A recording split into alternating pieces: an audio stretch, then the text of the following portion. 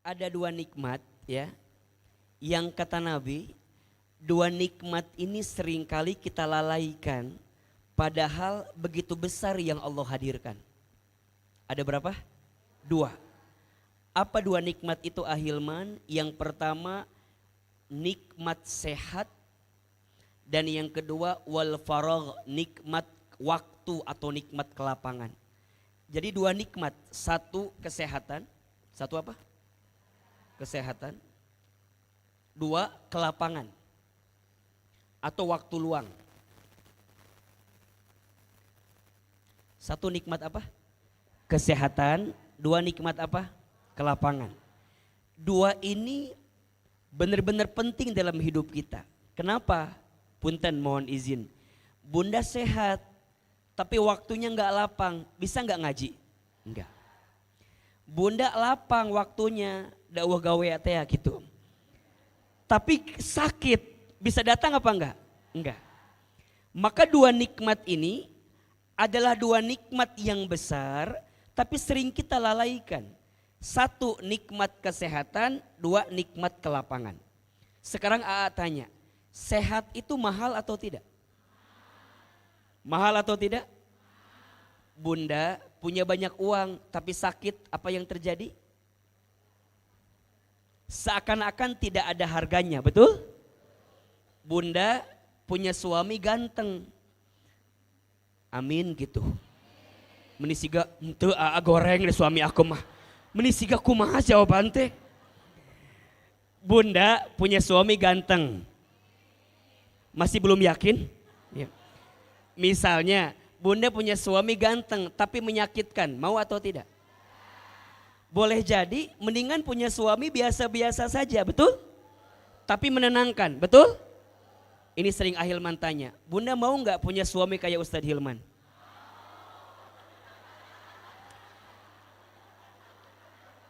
Ini perasaan berkali-kali ditanya, ngajawabna bilang tidak mau. Mau atau tidak? Kenapa tidak mau? Karena Ahilman pasti tidak mau sama ibu. Dan saya juga mikir-mikir atunya, maknya hayang nu kararieu pasti mikir atuh Ahilman. Jadi lihat. Jadi sehat itu penting atau tidak? Oke, catat ini Bunda. Sehat itu ada dua. Ada berapa? Satu, ada yang disebut dengan sehat wal afiat. Afiat.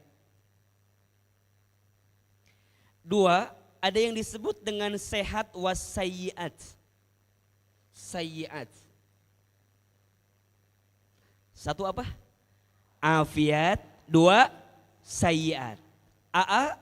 Apa bedanya antara afiat dengan sayyiat? Pertanyaan Ahilman. Menurut Bunda Teteh, kira-kira sama atau beda artinya? Beda. Di mana bedanya? Betereh di situ. Sama atau beda? Beda. Di mana bedanya? Lamun teu apal ulah sibuk. Da asa bedanya. Asa beda. Riweuh panjang. Jadi afiat dengan sayyiat sama atau beda? Bedanya di mana? Oke, ya. Sebelum kita membahas perbedaannya, kita bicara dulu persamaannya. Menurut Bunda, sehat wal afiat dengan sehat was sayyiat ada samanya atau tidak? Ada, sama-sama apa? Nah, udah tegege apa lah namanya? Sama-sama apa? Sehat. Lihat. Ari orang yang sehat itu ditunjukkan dengan apa? Simple. Orang yang sehat itu ditunjukkan dengan anggota tubuh yang bisa digunakan. Betul? Mata bisa melihat, berarti matanya apa? Sehat. Mulut, lisan bisa bicara, berarti lisannya sehat. Tangan bisa menyentuh, berarti tangannya sehat. Kaki bisa melangkah, berarti kakinya itu sehat. Jadi sehat itu kondisi tubuh yang bisa digunakan, itu sehat. Tapi nanti peruntukannya ada dua. Yang pertama ada afiat, yang kedua ada sayyiat. Sebelum Ahilman bahas afiat, Ahilman bahas dulu sayyiat. Sehat was sayyiat itu badannya sehat, tapi digunakan untuk sesuatu yang mohon maaf, sesuatu yang boleh jadi tak disukai oleh Allah Subhanahu wa taala. Mata bisa melihat sehat, tapi melihat yang buruk-buruk aja, namanya apa? Sayyiat. Matanya sehat, tapi melihat yang buruk, berarti sehat was sayyiat. Tangan bisa menyentuh sehat, tapi dia mengambil yang haram, menipu orang lain, zolim kepada orang lain, berarti sehatnya apa? Sayyiat. Kaki bisa melangkah sehat, tapi melangkah ke tempat yang Allah tidak sukai, berarti sehatnya apa? Sayyiat. Tapi ada yang kedua, namanya sehat apa? Afiat. Apa maknanya AA? Kalau sehat wal afiat itu ketika anggota tubuh kita digunakan untuk sesuatu yang disukai oleh Allah. Mata bisa melihat, dengan matanya digunakan untuk membaca Al-Quran. Allah suka gak kita baca Quran? Kaki bisa melangkah, dengan kakinya datang ke majelis taklim. Allah suka gak kita menuntut ilmu? Afiat. Makanya mohon izin, kalau Ahilman tanya, apa fungsi mata? Sekarang revisi ya. Bagi orang beriman, fungsi mata itu untuk melihat yang baik-baik. Kalau hanya melihat, mohon izin, binatang punya mata enggak? Bisa melihat? Tapi mereka beda dengan kita. Matanya orang beriman, fungsinya melihat yang baik-baik. Lisan, apa fungsinya? Bicara, bicara yang. Jadi kalau bunda ditanya, apa fungsi mata? Melihat yang baik-baik. Kan kadang-kadang anak itu suka ditanya ya, fungsi mata apa, fungsi mulut apa, ajarkan dari sejak kecil. Nah, matamu melihat yang baik-baik, lisanmu bicara yang baik-baik, kaki melangkah ke tempat yang baik-baik. Itu namanya apa? Sehat wal. Maka ada satu doa yang Nabi ajarkan, ini doanya yang bunda juga hafal doanya itu. Allahumma inna nas'aluka salamatan fiddin, terus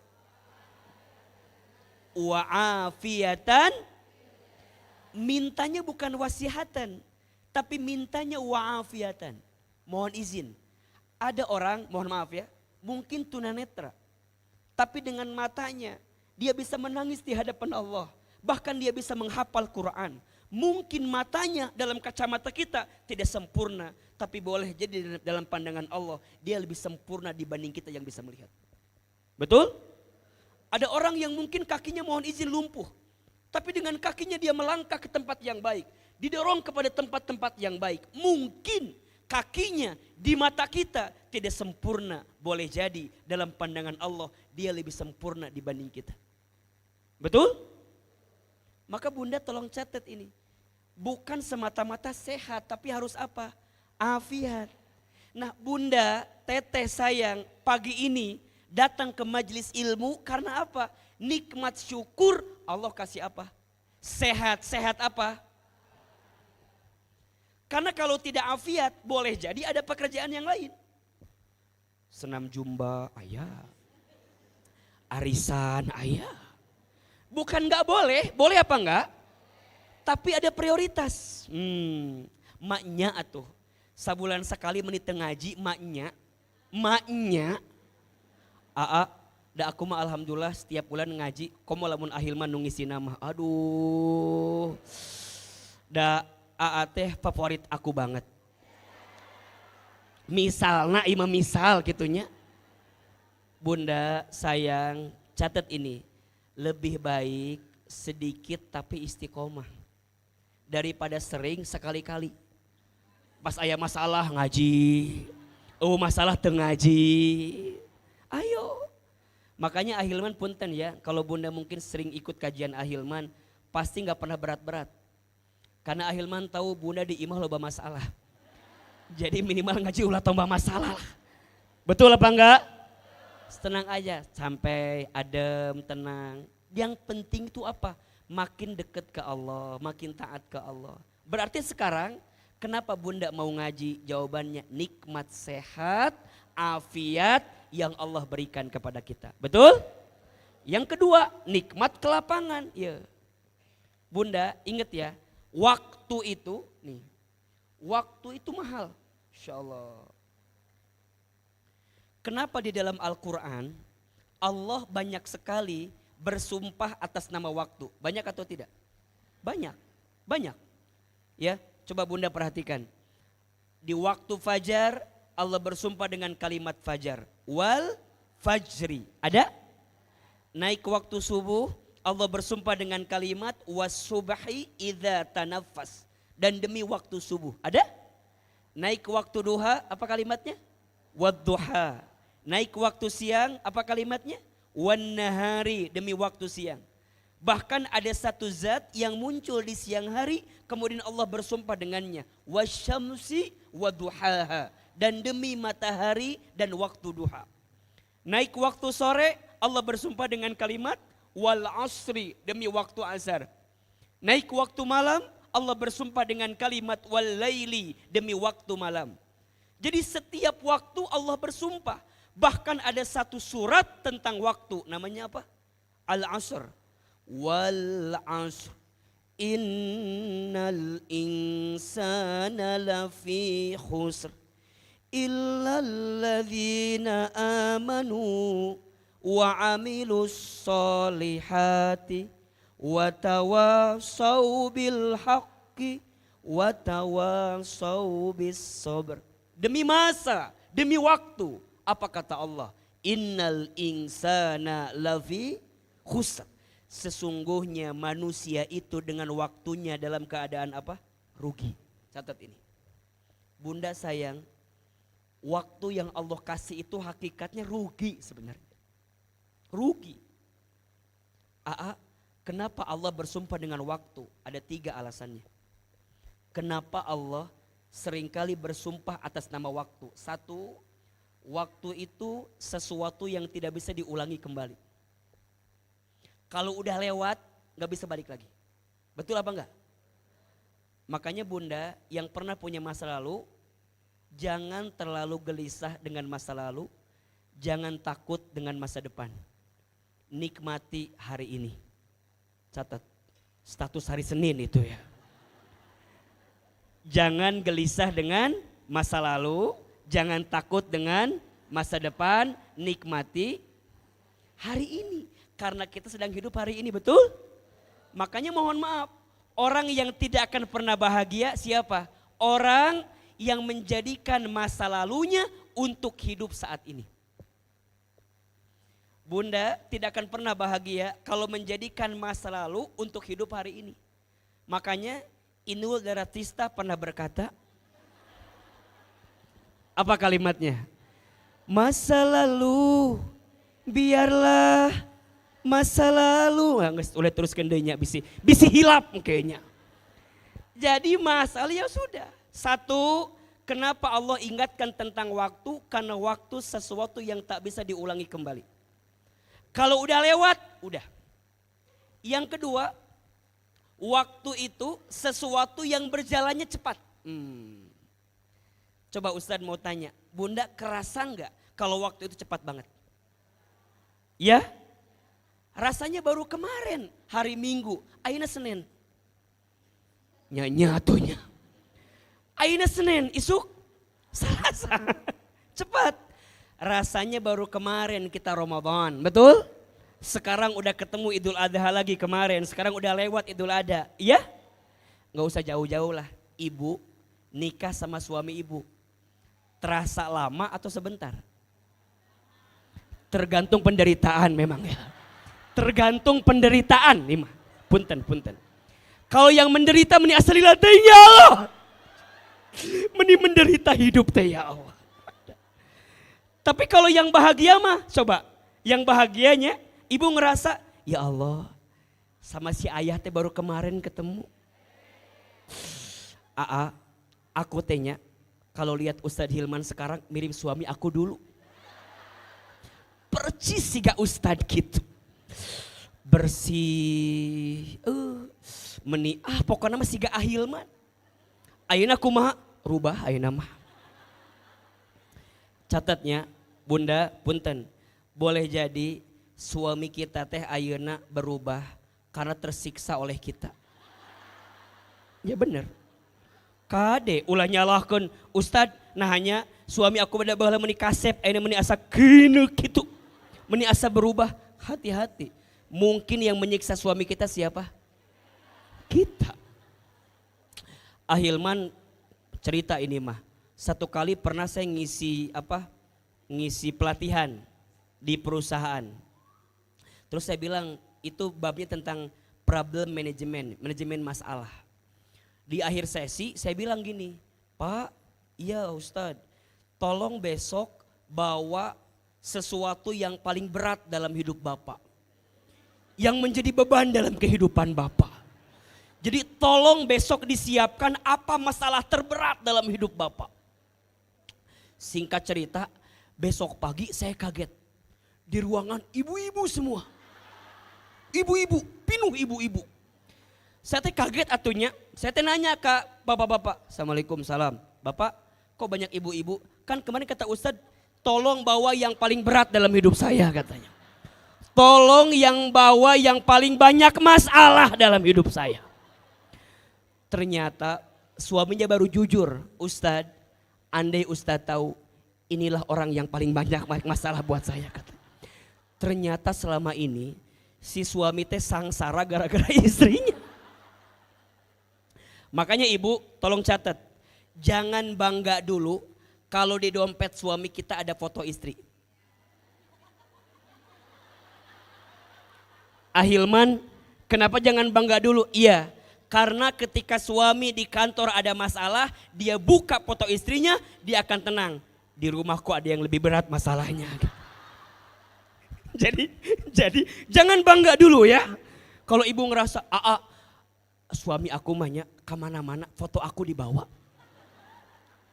Iya, karena dia ingin tenang. Seberat apapun masalah di kantor, di rumahku ini masalah yang paling berat. Jelas atau tidak? Jadi kenapa waktu itu diingetin terus? Satu, waktu sesuatu yang tidak bisa diulangi kembali. Yang kedua, waktu itu berjalan dengan cepat. Nya, ibu kamari kan mungkin masih kene muda, baru nikah. Ayeuna coba ibu lihat. Coba ibu lihat ya. Ibu tenggeus teu puguhkannya. Di depan sudah tidak berbentuknya. Di belakang gak jelas ya. Di samping apalagi. Dipikir-pikir mah apa yang saya banggakan ini teh. Iya. Coba waktu terasa gak? Cepat sekali, betul? Anak-anak ibu, rasanya baru kemarin ibu teh gendong, kasih nama, betul? Digendong-gendong, anak raja. Padahal bapaknya tukang ojek misalnya, tetep we anak raja dah, tetep eta mah ada bangga teh gitu. Anak raja, dikasih nama, digendong, sekolahin, sekarang udah mau punya cucu, betul gak? Ada?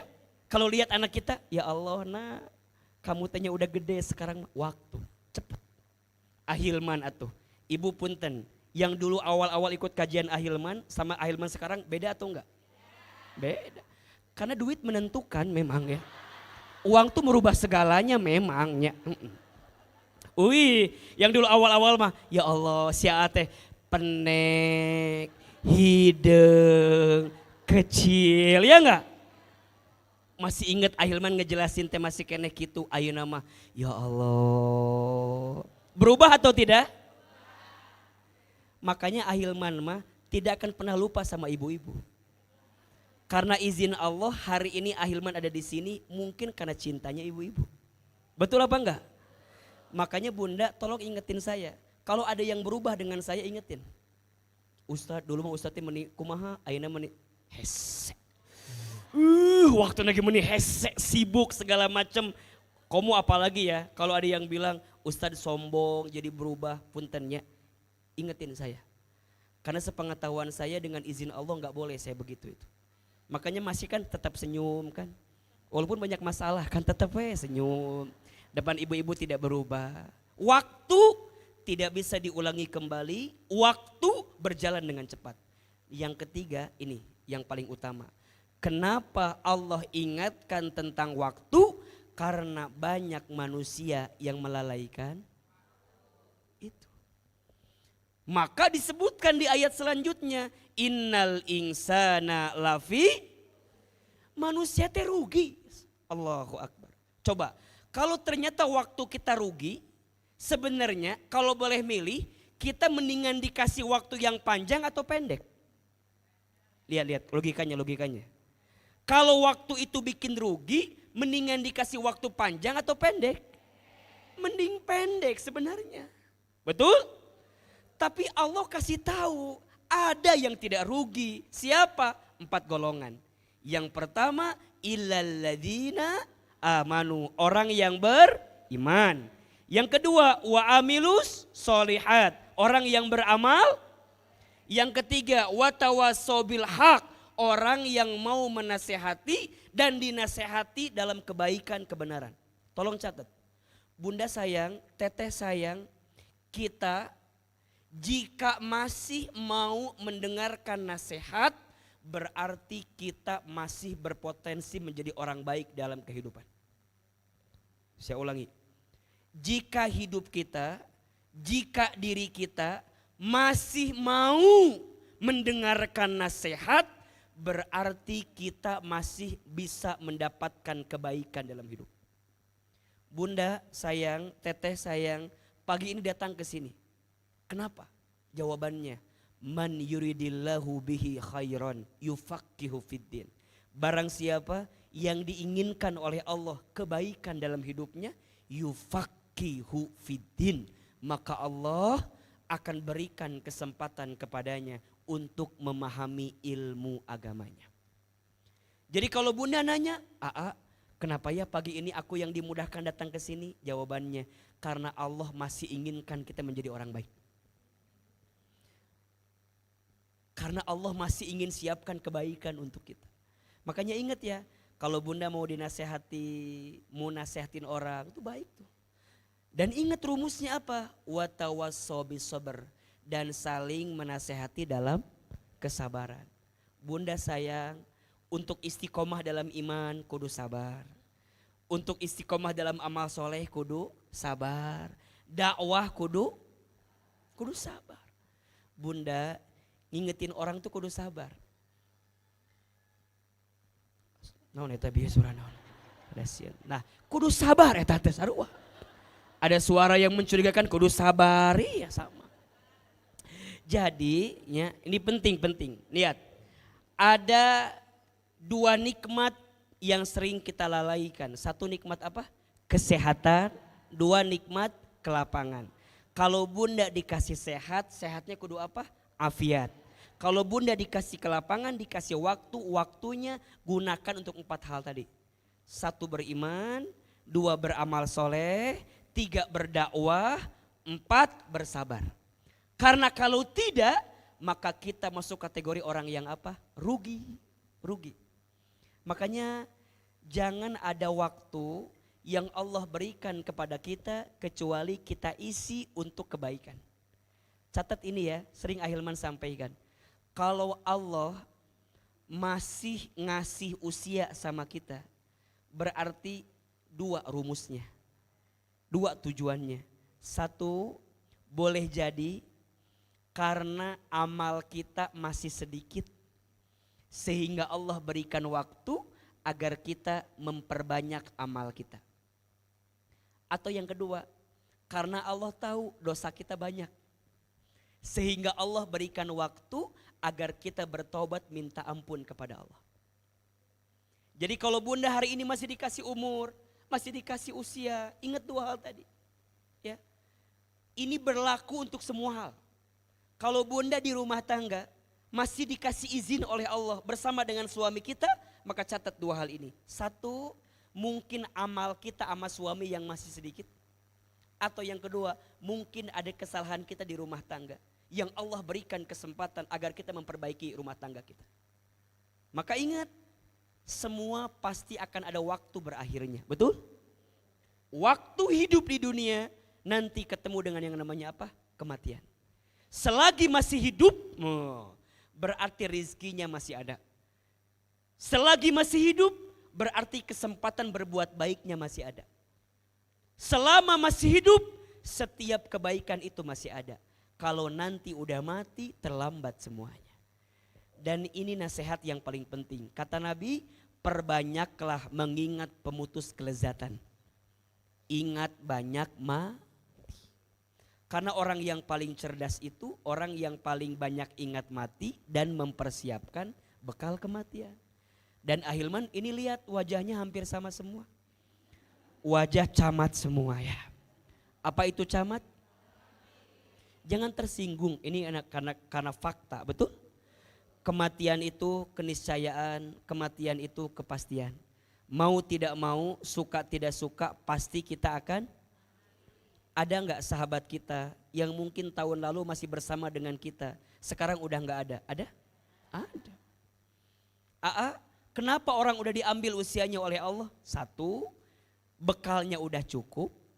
2, dosanya udah diampuni sama Allah.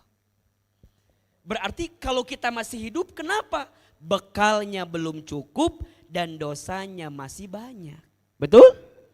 Makanya yang namanya mati mah pasti. Kan gitu.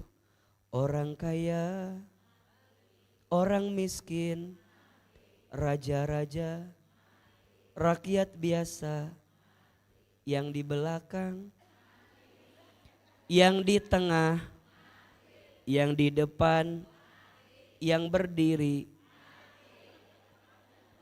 wafat atau meni berdiri teuing ieu mah. Jadi ya yang namanya mati mah kepastian. Da akhir masih muda keneh, pasti masih lama matinya. Kata siapa? Sekarang mah yang masih muda udah banyak yang udah mati. Ada apa enggak? Banyak. Bahkan menurut penelitian yang masih muda itu potensi matinya lebih besar dibanding orang tua. Bener. Ustadz belum pernah dengar ada nenek kakek meninggal trek-trekan motor. Asa nggak ada ya. Pasti yang mati trek-trekan motor biasanya siapa? Anak muda. Ahilman belum pernah dengar ada seorang nenek loncat dari apartemen tertinggi karena diputusin kakeknya ya. Asa nggak ada gitu ya. Yang begitu biasanya siapa? Anak muda. Jadi yang namanya mati itu nggak pandang bulu, betul? Bisa jadi ibu duluan, Ahilman belakangan, bisa. Atau dibalik, Ahilman belakangan, ibu-ibu duluan, iya. Jadi yang duluan siapa? Jadi ya di awal kajian kita Ahilman ingatkan, ada 2 nikmat yang sering kita lalaikan. 1 apa? Kesehatan, 2 kelapangan. Nikmat sehat, nikmat waktu luang. Kalau dikasih sehat, sehatnya kudu apa? Afiat. Kalau dikasih kelapangan, waktunya kudu untung. Ada 4 caranya. Beriman, beramal soleh, berdakwah, bersabar. Betul? Bunda sayang, hidup ini banyak cobaan. Namanya juga kehidupan. Kalau banyak cucian, namanya jemuran atau laundry ya. Rumah tangga itu rumit. Kalau sederhana rumah makan ya. Catat status hari Selasa itu ya. Jadi sok kalau dikasih sehat pakai baik-baik. Kalau dikasih umur gunakan baik-baik. Kalau dikasih waktu gunakan baik-baik. Insya Allah. Baik. Bunda sayang, pagi ini kita akan belajar satu tema yang mudah-mudahan bisa menjawab apa yang menjadi keresahan bagi kita. Judulnya, mengapa hidup terasa berat? Mengapa hidup terasa berat? Oke. Sekarang saya mau tanya. Ada yang sedang berat hidupnya sekarang? Loba teuing dahar meureunnan, jadi kebanyakan makan mungkin jadi berat hidupnya tehnya. Ini bukan berat tentang kilo berat kita, bukan ya. Karena suka tersinggung kalau ngomongin berat badan mah Ahilman. Ya. Ini mah tentang beratnya hidup. Sok. Yang harus Bunda pahami begini. Hidup mah tidak akan bisa lepas dari yang namanya masalah. Setuju ya? Hidup ini tempat masalah. Kalau nggak mau punya masalah jangan alias ya gitu. Selama kita hidup, dalam setiap etapenya pasti ada masalah. Betul? Sok, waktu sebelum menikah pengen apa? Pengen nikah. Betul? Udah nikah pengen apa? Punya anak. Udah punya anak? Punya cucu. Udah punya cucu? Terus we gitu. Nya nepi hari kiamat kurang 2 hari gitu we. Terus. Pertanyaannya, setelah yang satu selesai, apakah selesai masalahnya? Tidak. Betul? Ada ujian ke sini, ujian ke sini, ujian ke sini, ujian ke sini. Itulah hidup.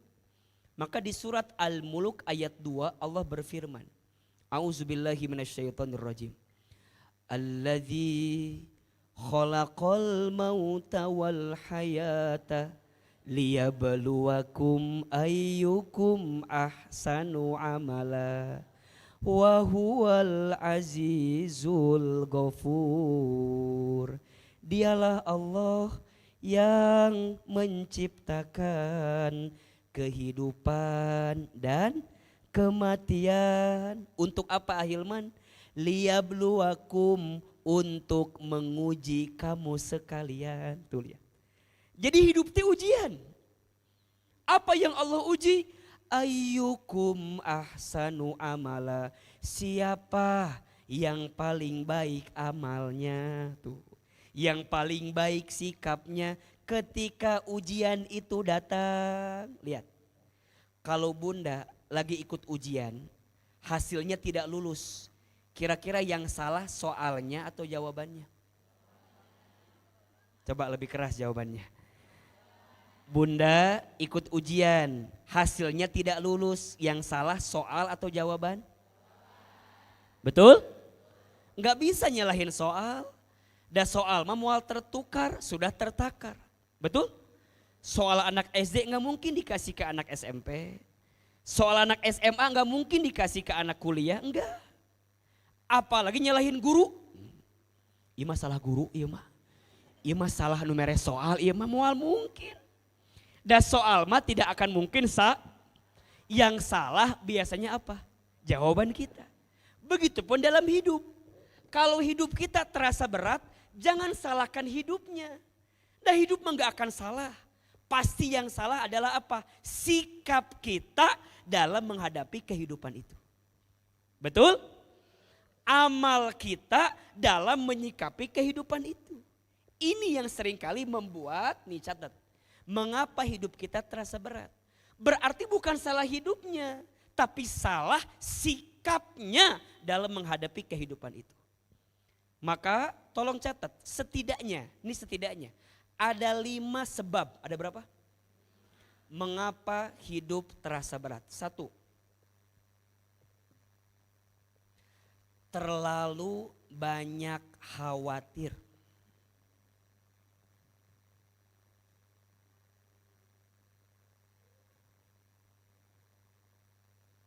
Apa yang pertama? Coba Ustadz mau tanya, apa yang Bunda khawatirkan hari ini? Kalau boleh saya jawab, kebanyakan yang Bunda khawatirkan itu sesuatu yang tidak harus kita khawatirkan. Sok, pertanyaannya. Bunda khawatir dengan apa sekarang? Rezeki. Betul? Dipikir-pikir, rezeki itu yang ngatur siapa? Yang jamin siapa? Terus kenapa Bunda harus mikirin sesuatu yang udah dijamin sama Allah? Halo? Bener tuh? Yang ngatur rezeki siapa? Yang jamin siapa? Kalau udah diatur sama Allah, kenapa kita harus khawatir? Berarti Ahilman, kita nggak boleh khawatirin rezeki. Punten. Jangan khawatirkan rezekimu, tapi khawatirkan caramu mendapatkan rezeki itu. Sekarang mah banyak orang yang mikirin rezeki tapi nggak mikirin gimana cara mendapatkannya. Halal atau tidaknya, berkah atau tidaknya, betul? Padahal Allah tidak akan menghisab jumlah rezeki kita. Tapi Allah akan menghisab bagaimana cara kita menjemput rezeki itu. Betul? Banyak orang yang mikirin rezeki, tapi banyak orang yang meninggalkan Allah yang maha pemberi rezeki. Bunda teh tahu yang ngatur rezeki Allah. Berarti kalau mau rezekinya mudah, deketin yang ngasih rezeki. Kan itu simpelnya. Tapi kita lebih banyak mikirin sesuatu yang tak harus kita khawatirkan. Nanti gimana ya? Nanti gimana ya? Belum tentu kita ketemu dengan nanti itu. Keluarga. Ada gak yang khawatir dengan keluarga? Kenapa harus dikhawatirkan? Keluarga itu hak guna pakai, bukan hak milik. Jadi suami kita hak apa? Serius. Coba. Ustadz, nanti gimana? Nanti gimana? Catat ya. Kekhawatiran itu setengah dari penyakit. Dan ketenangan setengah dari obat. Catat, status hari Rebo itu. Kekhawatiran itu setengah dari penyakit. Ketenangan setengah dari. Banyak orang yang sakit gara-gara apa? Banyak khawatir. Bunda kamari corona. Banyak orang yang kena gara-gara apa biasanya? Bukan semata-mata tidak menjaga kesehatan. Tapi lebih kepada apa? Khawatir. Betul apa enggak? Khawatir itu yang jadi nempel ke kita. Jadi penyakit untuk kita. Coba Bunda pikirkan deh sekarang. Apa yang seringkali Bunda khawatirkan sebenarnya tidak harus kita khawatirkan. Pelan-pelan Bunda melepaskan yang tidak harus dikhawatirkan, makin sehat, makin ringan hidup kita. Bunda khawatir omongan orang sama kita. Betul? Untuk apa? Dan kita tidak akan bisa menyenangkan semua orang, pasti ada aja yang gak suka sama kita. Betul gak? Catat ini, ada dua yang tidak akan pernah berhenti. Ada dua yang tidak akan pernah berhenti. Satu, komentar orang lain kepada kita. Dua, kasih sayang Allah kepada kita. Masya Allah. Dua hal yang tidak akan pernah berhenti. Satu apa? Sikap atau tanggapan orang ke kita. Yang kedua, kasih sayang Allah sama kita. Sekarang saya mau tanya, yang sering Bunda khawatirkan yang mana? Betul? Kenapa Bunda gak sibuk aja dengan kasih sayang Allah? Kenapa Bunda gak lebih sibuk aja dengan rahmatnya Allah? Kenapa Bunda lebih sibuk dengan komentar orang lain yang pasti tidak akan bisa menyenangkan semua orang? Betul? Pasti ada aja orang yang komentar berbeda dengan kita. Ahilman, orang yang lihat sebelah kiri, yang sebelah kanan, yang depan lihat Ahilman sama atau beda? Beda. Yang sebelah kiri mungkin lihatnya agak sedikit cabi, mungkin. Yang sebelah kanan agak sedikit tirus. Makanya Ahilman kalau foto pasti begini. Karena saya tahu ini yang paling bagus bagian wajahnya. Meureun ieu ge nya. Mungkin yang depan melihatnya asa bareuh kieu. Asa beungkak kieu Ahilman teh meureun. Ibu, mengapa hidup kita terlalu berat? Karena terlalu banyak apa? Jadi sebenarnya yang bikin sakit itu siapa? Kita. Ini sering Ahilman sampaikan. Ada hati yang tersakiti, ada hati yang disakiti, ada hati yang sakit. Ada berapa tadi? Hati yang tersakiti, ada hati yang disakiti, ada hati yang sama atau beda? Di mana bedanya? Di situ ya. Betereh kan gitu jawabannya. AA bedanya apa? Kalau tersakiti yang bikin sakit siapa? Diri kita sendiri. Ustadz lagi tersakiti. Berarti yang ngerasa sakit siapa? Kita. Kalau disakiti berarti mungkin ada orang lain yang menyakiti. Tapi ingat ya, sebesar apapun orang menyakiti kita, kita tidak akan pernah sakit hati kalau kita tidak mengizinkan hati kita sakit hati. Saya ulangi. Sebesar apapun orang nyakitin kita, kalau kita enggak ngizinin hati kita sakit hati, enggak akan sakit hati. Jadi yang bikin sakit hati saha? Kita. Betul? Ada yang ketiga, hati yang sakit, double. Karena diri sendiri, karena orang lain. Sekarang Bunda ada di mana posisinya? Tersakiti, disakiti atau sakit? Alhamdulillah tidak di masjid. Balik ka imah lieur deui ya. Teu naon da emang hidup mah begitu. Berarti sebenarnya lihat. Yang membuat hidup kita terasa berat apa yang pertama? Terlalu banyak khawatir. Siapa yang bikin khawatir? Kita. Maka perhatikan, orang beriman itu tidak boleh putus asa, tidak boleh banyak khawatir. Quran surat Ali Imran ayat 139. Coba dibuka. Surat apa? Ali Imran ayat berapa? 139. A'udzubillahi minasyaitonirrajim. Bismillahirrahmanirrahim. Wala tahinu wala tahzanu wa antumul a'launa in kuntum mu'minin. Lihat. Dan janganlah kalian putus asa, jangan khawatir, jangan gelisah, jangan sedih. Kenapa? Kalian itu orang yang Allah angkat derajatnya. Lihat. In kuntum mu'minin. Jika kalian orang-orang yang catat ini. Bunda, orang beriman tuh bukan gak ada masalah. Orang beriman tuh ada masalah. Tapi karena kekuatan imannya, seberat apapun masalahnya akan terasa ringan. Kenapa? Karena ada iman di hatinya. Berarti yang kedua, mengapa hidup kita terasa berat? Jawabannya jauh dari Allah.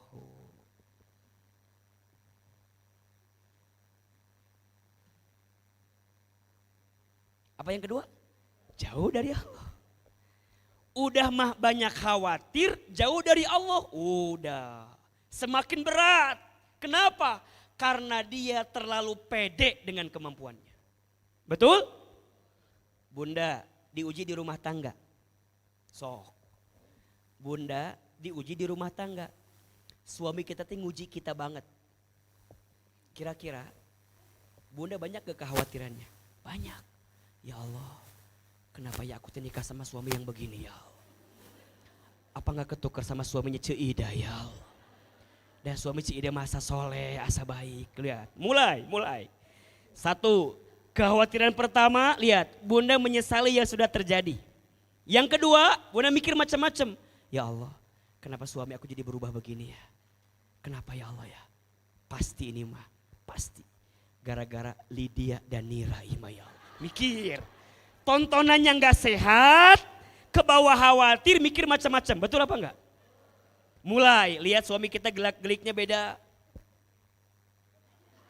Megang handphone dikit dicurigai. Curiga. Saya capek. Catat ini, cemburu itu boleh atau tidak? Cemburu boleh? Yang tidak boleh apa? Berlebihan dalam kecemburuan. Halo, kamu di mana? Sama siapa? Pulang jam berapa? Potokeun ayeuna keneh. Hayang apal di mana? Pertanyaan saya, yang nyiksa siapa?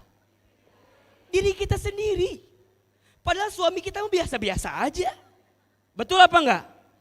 Catat ini, jangan mencintai seperti engkau menggenggam pasir. Siap, status hari Kamis malam Jumat ini cocok nih. Jangan mencintai seperti engkau menggenggam. Kenapa? Karena ketika engkau genggam, engkau bukan mendapatkan pasirnya, tapi engkau akan kehilangan semua pasirnya.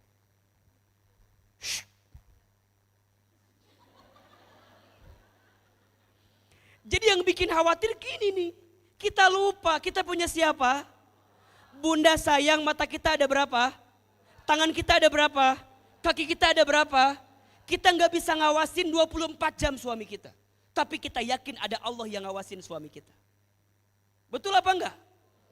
Lebih tenang. Kadang-kadang yang bikin berat bukan keadaannya, tapi cara pandang kita menghadapi keadaan itu. Lebih tenang. Anak kita, Ustaz, kalau anak kita jauh gimana ya? Ada siapa? Ada Allah. Nih biasanya bunda yang mau pisah dengan anak kita ke pesantren tuh. Sok sedih tuh. Ustaz kumahanya anak saya. Kelaparan mualnya. Mual! Gak akan kelaparan. Nanti Ustaz gimana ya? Coba bunda yang sedih berpisah dengan anak kadang-kadang apa yang bikin sedih? Kekhawatiran.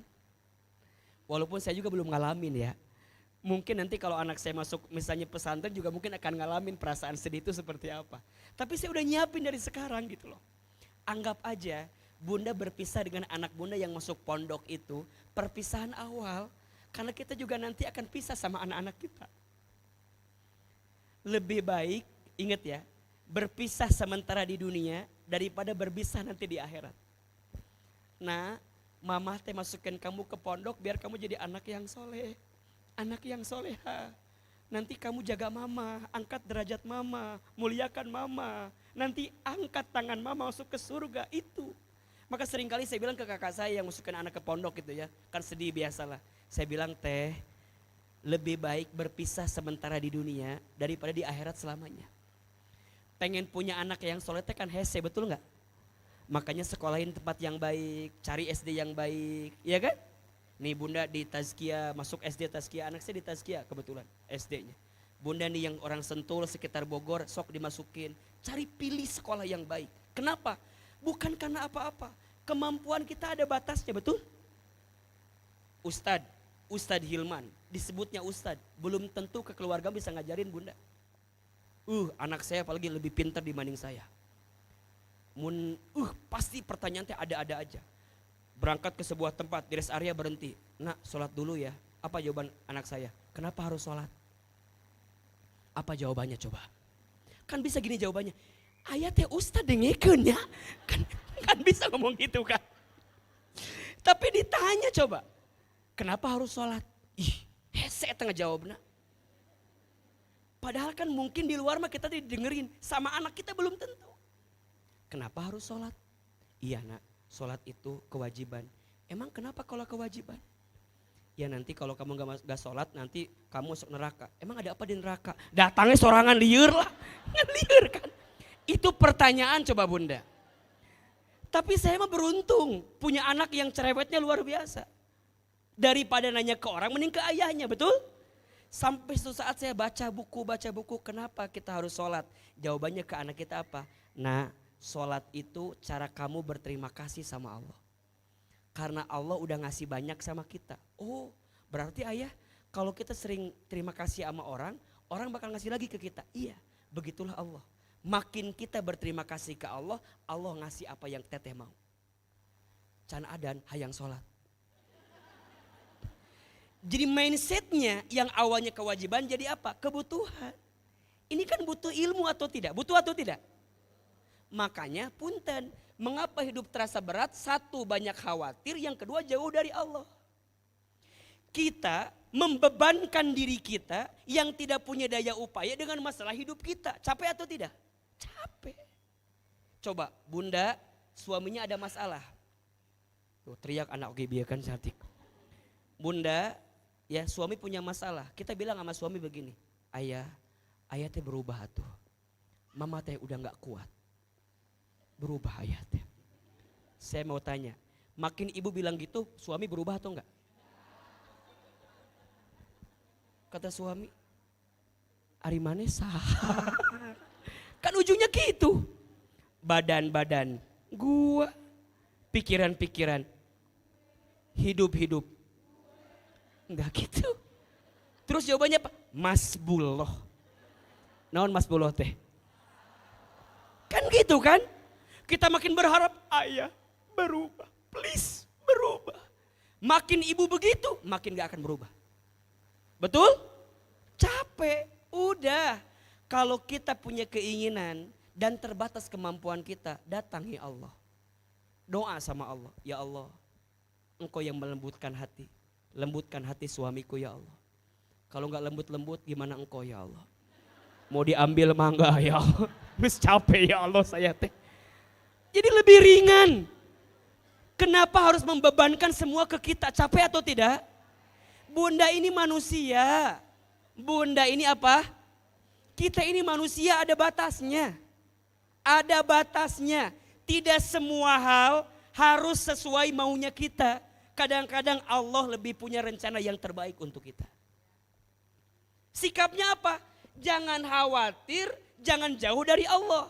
Berarti lamun hidup kita terasa berat, pasti jauh dari. Makanya nanti dibuka Quran surat Ar-Ra'du ayat 28. Surat ke-13 ayat 28. Nih ya. Kalau hidupnya mau tenang, apa kata Allah? Ala bizikrillahi tatmainnul qulub. Ingatlah, hati akan menjadi tenang ketika engkau mengingat. Ingat Bunda, Allah gak mungkin nyakitin kita. Allah gak mungkin zolimin kita. Allah tidak akan mungkin ngasih sesuatu di luar batas kemampuan kita. Maka kalau sedang ada persoalan, deketin Allah. Perbaiki hubungan kita dengan Allah. Maka Allah akan perbaiki hubungan kita dengan manusia. Ingat Bunda sayang, Allah punya rencana. Kita punya rencana. Rencana siapa yang paling baik? Kita punya keinginan. Allah punya keinginan. Keinginan siapa yang paling baik? Catat ini. Maka sering Ahilman sampaikan ya, Bunda nanti biar lebih tenang, biar bisa ridho dengan kehidupan, Bunda pahami 3 ayat.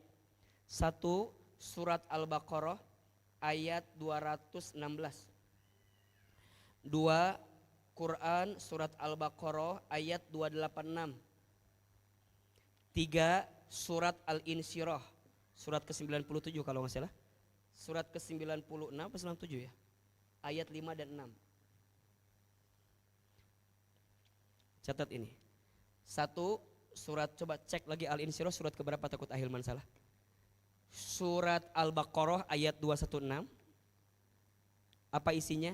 Ingat, boleh jadi kamu membenci sesuatu padahal di mata Allah itu baik. Boleh jadi kamu menyukai sesuatu padahal di mata Allah itu buruk. Allah lebih tahu sedangkan kamu tidak tahu. Yang kedua surat Al-Baqarah ayat 286. Bunyinya la yukallifullahu nafsan illa wus'aha. Allah tidak akan mungkin memberikan beban kepada kita melebihi batas kemampuan kita. Berarti kalau pagi ini ada yang merasa hidupnya dikasih persoalan, ujian, kenapa harus saya? Jawabannya karena Allah percaya kita mampu. Karena Allah percaya kita kuat. Bunda bisa lebih ridho. Dan yang ketiga, surat keberapa benar gak? Surat ke 94 maaf. 94 ayat 5 dan 6. Fa inna ma'al usri yusra, inna ma'al. Bersama kesulitan ada kemudahan, bersama kesulitan ada kemudahan. Badai pasti, hujan pasti berhenti. Ingat ya, kuncinya deketin Allah. Karena biasanya yang membuat hidup terasa berat, 1 terlalu banyak khawatir, 2 jauh dari Allah. Sekarang ada namanya penyakit overthinking, tahu nggak? Apa itu overthinking? 2 overthinking teh. Overthinking teh loba pikiran, loba kahayang gitu. Banyak pikiran, banyak keinginan. Kalau Bunda ingin bahagia, jangan banyak pikiran dan jangan banyak keinginan. Udah. Hidup sewajarnya, hidup sekedarnya. Ada penyakit yang tidak akan pernah sembuh, namanya GENGSI. Penyakit yang tidak ada obatnya. Apa namanya? GENG. Apa itu? Biasanya banyak orang yang overthinking karena loba mikirkeun batur. Betul? Aduh, ya Allah, dia kerudungnya udah kerudung baru lagi. Ada logonya B di dia tah. Apa meureun naon merek nanya? Ya Allah, ya Allah. Bunda, jangan mengukur hidup kita dengan hidup orang lain. Betul? Karena setiap orang hidupnya pasti beda, betul? Jangan. Kalau kata orang Sunda mah, jangan tuturut. Jadi karena muning ya teh. Jangan tuturut batur lain tuturut muning. Jangan ikutin orang tuturut muning. Gitu. Iya. Kenapa nya? Karena masing-masing orang pasti beda. Iya. Bunda akan sangat menyakitkan hidup kalau hidup kita ngukur sama kehidupan siapa? Orang lain. Iya. Bunda gak bisa bilang gini, enak kali ya kalau punya suami kayak Ustadz Hilman. Jangan. Ustadz udah pasti gak mau sama ibu, kan begitu jawabannya. Jangan. Udah terima yang sekarang. Benar. Kadang-kadang yang bikin hidup kita berat terlalu banyak khawatir, jauh dari Allah, kebanyakan overthinking. Maka nanti yang ketiga, mengapa hidup terasa berat? Lihat, terlalu berharap kepada manusia. Mengapa hidup terasa berat? Terlalu berharap kepada pasti kecewa. Berharap boleh, tapi jangan terlalu, Ustadz, aku mahnya kalau nggak ada suami aku, nggak tahu hidup aku akan seperti apa. Nyatanya biasa aja. Biasa aja, fine-fine aja kok selama ini juga. Bener nggak? Yang bikin berat siapa, kitanya aja. Suami kita bilang, Ustadz, aku mah kalau nggak ada istri aku teh, hidup terasa hampa. Ibu mati, sedih nggak? Sedih lah, masa nggak sedih? Normal merenan manyante. Ibu sedih, atau ibu mati sedih nggak? Sedih. Seminggu sedih, 2 minggu sedih, sabulan. Ya belum tentu lah, lihat dulu. Gimana suaminya atuh, jangan nyamain orang kayak suami ibu. Udah beda-beda. Tapi bisa jadi begitu. Seminggu kuat, 2 minggu kuat, sabulan nggak kuat. Baru sekarang. Terus, oh aku rasakan. Terus, tak punya istri. Terus, rasanya kesepian. Terus, tiada tempat. Terus, untuk mencurahkan rasa rinduku. Oh serta kasih sayang, barulah diriku. Aku sudah tak tahan di tempat kesunyian. Ya Allah, hindari godaan. Lusa ketemu cetuti teman lama. Seminggu kuat, 2 minggu kuat, sabulan ketemu cetuti CLBK. Cinta lama belum kelar. Jadi kumaha Ahilman, lihat mengapa hidup terasa berat, karena terlalu berharap kepada, betul. Udah kata Imam Ali bin Abi Thalib, aku pernah merasakan semua kepahitan hidup dan tidak ada yang paling pahit kecuali saat aku terlalu berharap kepada manusia. Berarti gimana? Gantungkan harapan kita kepada siapa? Hasbunallah wa ni'mal wakil, ni'mal maula. Sekarang Bunda jadi istri, catat ini ya, sering Ahilman sampaikan. Jadilah istri yang baik. Tapi niatkan semuanya untuk siapa? Allah.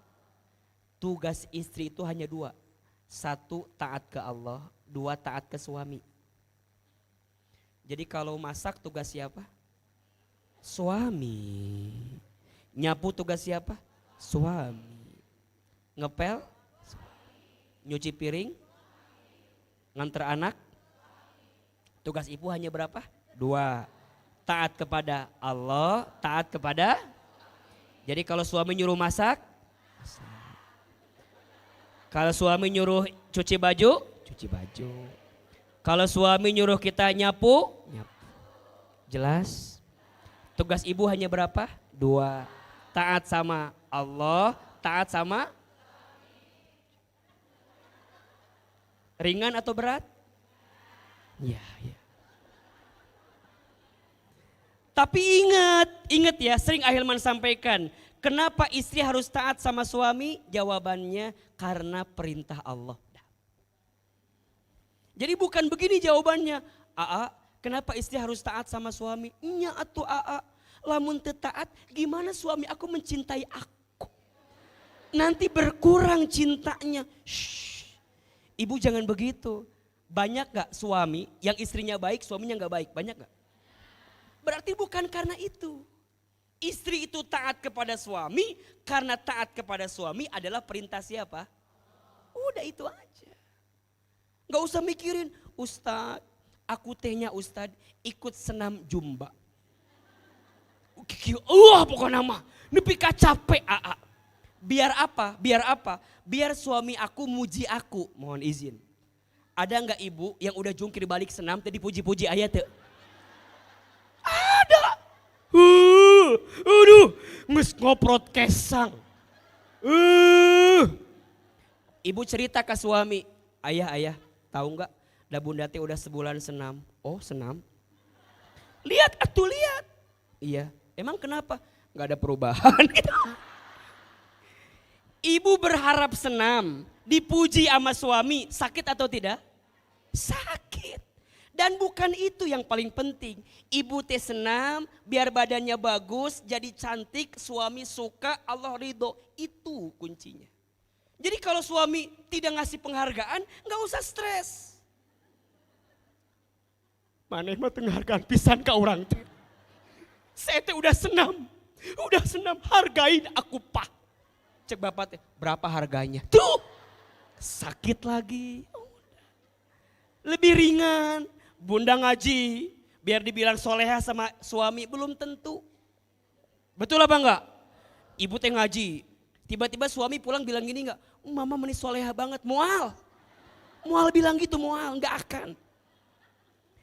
Ibu teh ngaji biar apa? Aku biar dapat ilmu, biar bisa ngerubah suami aku, anak-anak aku, keluarga aku.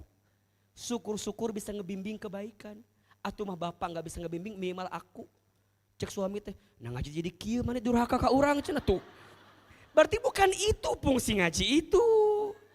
Bukan untuk lebih baik depan suami. Karena ada istri yang pulang ngaji merasa pintar dibanding suaminya.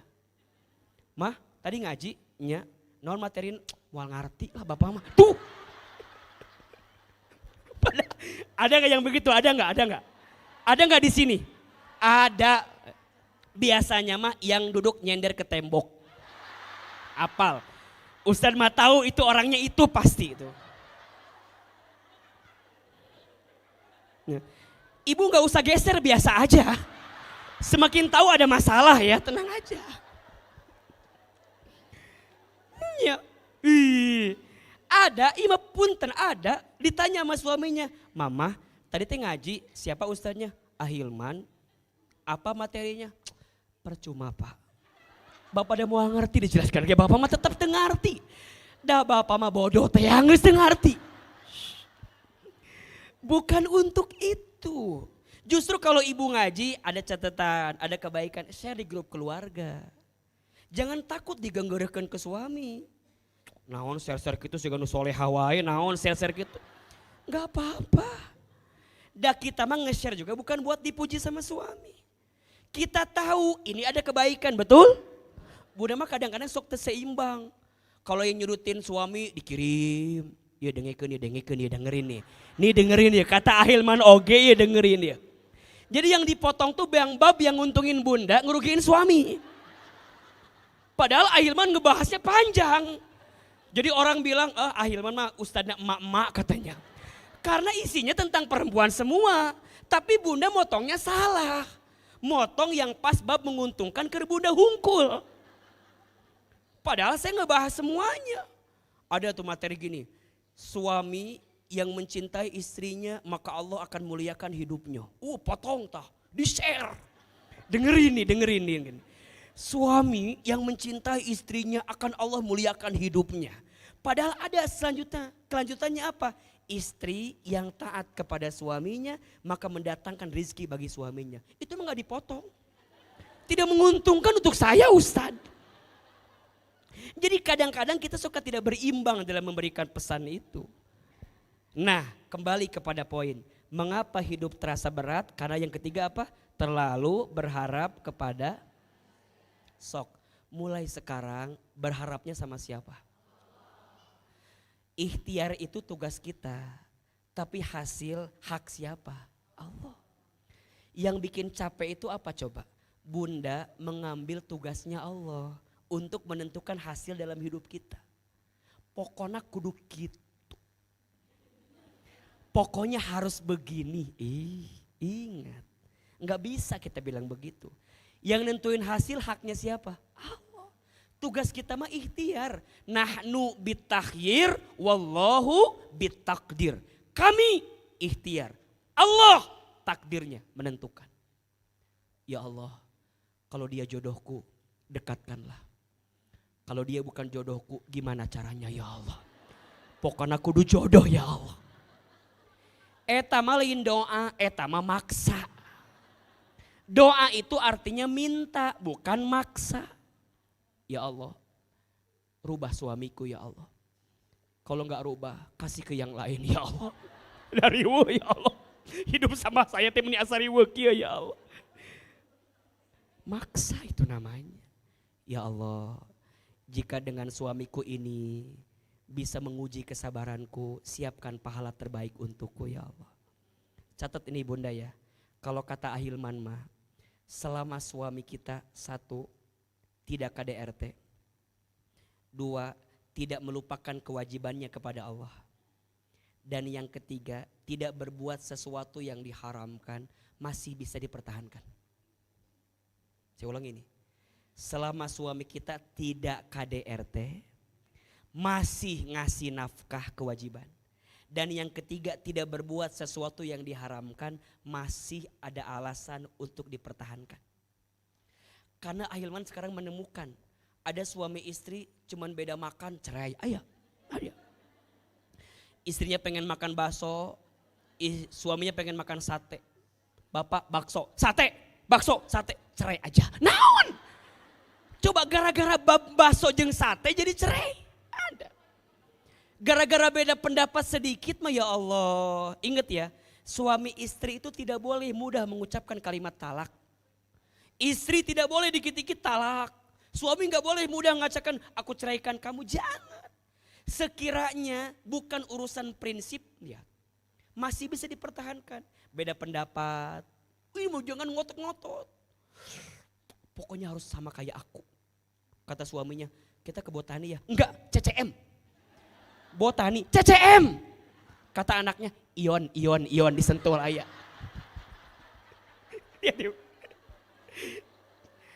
Mohon izin, gara-gara tujuan beda, hayang kamana, ada gak yang berantem? Ada. Kan coba, ke botani, ke CCM, ke ion sama gak? Yang ada di sana ada apa enggak? Mungkin ada beberapa yang enggak ada, tapi setidaknya sama lah. Kenapa harus berantem? Ya udah, CCM dulu, ya geus. Kamu tani. Ka Ion, teu meunang naon ujungna teh. Berarti sebenarnya yang bikin berat itu siapa? Kita sendiri. Coba belajar lebih nerima, belajar lebih legowo. Jangan berharap terlalu berlebihan. Kan bisa sih untuk mengalah sedikit demi kebaikan. Kenapa banyak orang yang ribut dengan hal-hal yang tidak harus diributkan? Catat ya, yang membuat hidup kita nggak maju-maju jawabannya karena banyak bertengkar. Hidup kita kenapa nggak maju-maju gara-gara apa? Banyak bertengkar. Beda boleh nggak? Boleh. Marah jangan. Kan biasa sih. Beda pilihan biasa. Beda pendapat biasa. Beda pendapatan biasa kan? Terus kenapa harus riuh dengan itu semua? Maka tolong yang ketiga, mengapa hidup terasa berat? Karena terlalu berharap kepada manusia. Berharap kepada manusia itu patah hati yang disengaja. Jika ingin bahagia, berharap sama Allah saja. Catat status hari Jumat itu ya. Berharap kepada manusia, patah hati yang disengaja. Kalau mau bahagia, berharapnya sama siapa? Allah. Lebih tenang. Jelas? Oke. Yang keempat, mengapa hidup terasa berat? Karena terlalu banyak membenci. Terlalu banyak apa? Membenci. Biasanya mah ini teh urusan sama orang lain. Bunda sayang, di dunia sekarang mah dengan teknologi yang begitu canggih, dengan medsos yang begitu tajam, harus punya rasa pandai memaafkan. Karena ada orang yang komen, gak kenal sama kita komen, ayah gak? Ada. Gak pernah ketemu sama kita ngomentarin sesuatu yang buruk untuk kita, ada atau tidak? Ada. Berarti hati kita kudu lembut. Catat ini. Ya. Jangan terlalu banyak membenci. Apa kata Nabi? Irhamu man fil ardi yarhamukum man fis sama. Cintailah yang ada di bumi, maka yang di langit akan mencintaimu. Kalau ada orang yang sayang sama kita, kita harus lebih sayang sama dia.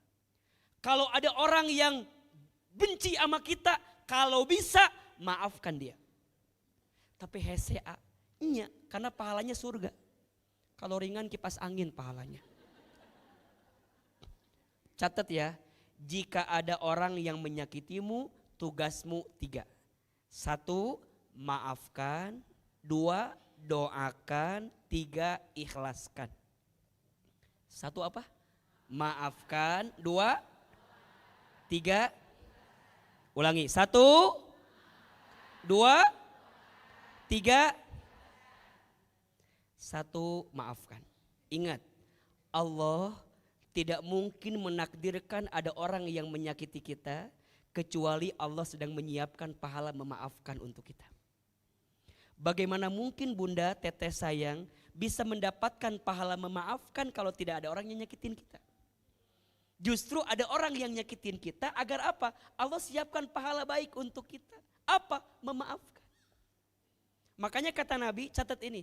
Ada 3 amalan yang akan dibangunkan istana di surga. Masya Allah. Mau gak?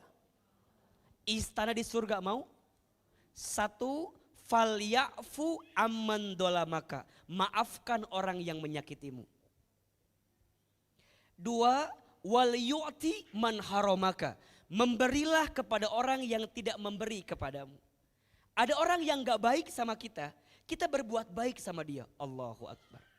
Dan yang ketiga, wal yasil man qata'aka. Sambungkanlah silaturahmi dengan orang yang pernah memutuskannya dengan dirimu. Bunda, berbuat baik sama orang yang berbuat baik sama kita, biasa apa enggak? Biasa. Tapi saat kita bisa berbuat baik sama orang yang enggak baik sama kita, baru luar biasa.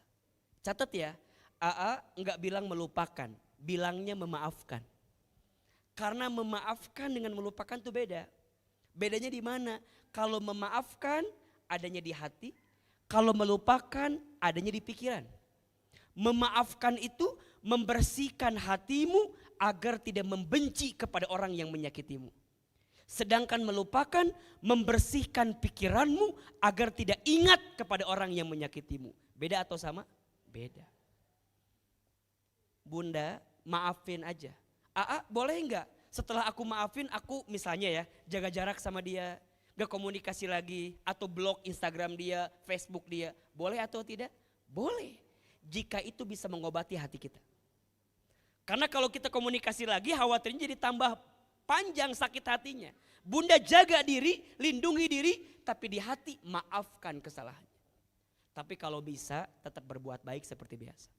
Maka kalau ada orang yang berbuat salah, benci kesalahannya, jangan benci orangnya. Saya ulangi. Kalau ada orang yang berbuat salah, benci apa? Kesalahannya, tapi jangan benci orangnya. Kenapa coba? Kenapa? Kalau di hati ini tidak ada kebencian kepada orangnya, maka kita akan mendoakan kebaikan untuknya. Yang berubah orang siapa? Allah. Kita doakan ke Allah, ya Allah, orang itu ya Allah pernah menyakitiku. Aku minta kepadamu ya Allah, berikan yang terbaik. Tiba-tiba ada enggak orang yang lama-lama benci tiba-tiba cinta? Ada enggak? Kekuatan doa. Maka ingat, jangan terlalu banyak membenci. Karena kebencian mengantarkan kesempitan. Bunda, kalau udah benci sama orang, capek apa enggak? Capek. Lihat orang tuh benci gitu. Ustadz aku manges hoream. Geluh. Hese saya tama. Coba. Bunda mau ngaji, nanya ke orang-orang, dia datang apa enggak? Datang, mau ngaji, ada. Dia datang enggak? Enggak, ngaji aku mah ada. Berarti ini kalimat selanjutnya. Kalau hidup kita, mengapa hidup terasa berat, terlalu banyak membenci, berarti PR selanjutnya. Jadi orang jangan menjengkelkan orang lain. Ada enggak orang yang kehadirannya kehadirannya tuh enggak mau gitu orang. Ada enggak? Ada. Si eta datang tuh celilis, datang tuh eta celilis. Datang, hoream, mau datang mah. Celilis masuk harare. Riwuh. Ayah. Ada yang begitu kira-kira? Ada. Tapi ada yang kehadirannya dirindukan. Ada enggak? Ada. Si Ai datang tehnya Ai. Ayah, aku malah menjeng Ai itu sok resep. Sok ditraktir baso. Resep. Jadi nyenengin. Lihat. Ada orang yang kehadirannya dirindukan. Ada orang yang kehadirannya tidak dirindukan. Ada atau tidak? Maka jadi orang, lihat. Mengapa hidup terasa berat? Terlalu banyak membenci. Terakhir, yang kelima. Mengapa hidup terasa berat? Karena jarang mengevaluasi diri. Jarang mengevaluasi diri. Kalau bahasa gampangnya mah gini, sok ngarasa paling bener. Iya enggak? Orang salah semua. Ingat ya, sombong itu sifatnya iblis yang membuat iblis tidak akan pernah bisa masuk surga. Maka sering Ahilman sampaikan, ngaji itu bunda sayang bukan untuk jadi merasa lebih pinter ya. Tapi ngaji itu agar kita ingin memperbaiki diri setiap saat, setiap waktu. Jelas? Berarti ingat. Perbanyak evaluasi diri. Kalau bahasa Arabnya muhasabah. Ya. Kalau lihat orang lain, lihat. Sebaik-baiknya diri kita lebih baik orang lain. Seburuk-buruknya orang lain lebih buruk diri kita. Insya Allah. Sebaik-baiknya diri kita lebih baik orang lain. Seburuk-buruknya orang lain lebih buruk diri kita. Kalau ada yang lebih senior usianya, bunda lihat, oh dia lebih senior. Berarti amalnya lebih duluan dia dibanding saya. Insya Allah. Kalau lihat yang junior, dia lebih muda. Berarti dosanya lebih duluan saya dibanding dia. Masya Allah. Jadi ngelihat orang tuh mulia, baik. Bahkan mohon maaf ya, kalau ada orang yang menurut bunda tuh gak bener. Banyak dosa, banyak salah. Kita gak pernah tahu. Mungkin dalam kesendiriannya dia punya ketaatan kepada Allah. Mungkin dia sering berdoa. Mungkin dalam sujudnya dia panjang. Mungkin di waktu malamnya dia tahajud. Kita gak tahu. Maka jangan mudah menjudge orang. Jangan mudah menjudge atau menghakimi orang lain. Karena yang tahu kita siapa? Allah. Jangan merasa pintar, harusnya pintar merasa. Catat ini. Jangan merasa pintar, harusnya pintar merasa. Catat status hari apa? Sabtu. Jangan merasa pintar, harusnya pintar. Jangan merasa, saya nih lebih. Sombong itu apa artinya? Batolul haq wa gomtun nas. Menolak kebenaran, merendahkan orang lain. Berarti kalau bunda pulang ngaji, jangan merasa paling pintar. Ngaji sama temennya ngobrol, naon. Kita mah alhamdulillah ngaji ya. Insya Allah kita mah ahli surga ya cuy ya, Masya Allah. Kita mah alhamdulillah ya cuy ya, Masya Allah ya. Terus bunda lihat yang depan, tuh lihat perempuan itu enggak ngaji. Ahli neraka itu mah. Kita mah ahli surga insya Allah. Ahilman tidak pernah mengajarkan bunda untuk merasa lebih pintar. Karena merasa soleh itu salah. Merasa salah itu soleh. Catat. status hari Minggu ini ya.